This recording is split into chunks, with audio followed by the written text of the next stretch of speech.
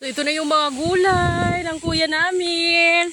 Andito si Kuya Banban. Di ba ang daming gulay? Si Tataw, Patani.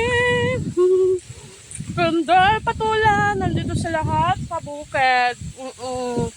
Mga mamshi, ayan, talaga namang mag-explore tayo. Pupunta tayo doon sa bababe. Kung saan, doon kami nag-iigib ng tubig, inumim, panlaba, panghugas, lahat nung kami ay bata pa. Hanggang ngayon pala, dito pa rin sila nag-iigib. Tara, tingnan natin. Grabe, ilang dekada na ang nakalipas dito. Ako na lang natitira dito, be.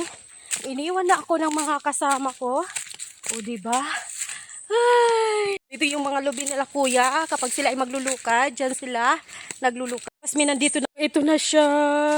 Mga mamshi.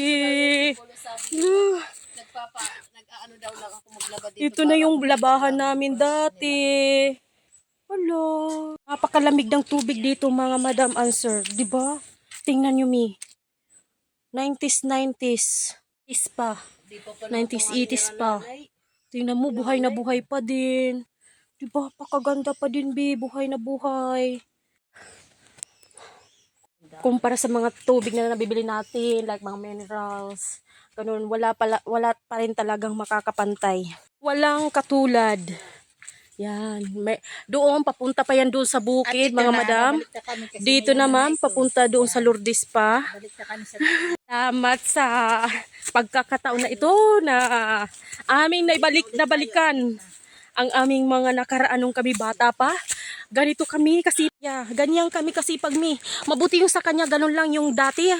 Container be, tag-isa. Ilang taon pa lang ako noon.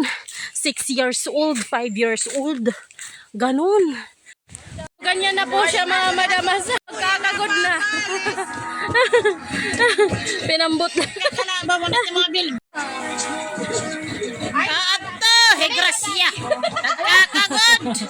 Mahalan pa. Alam mo yung nakakadara ka day. Marisyo. Marisyo ka na, marisyo. An ako day, waray nadadara. Kaya ni,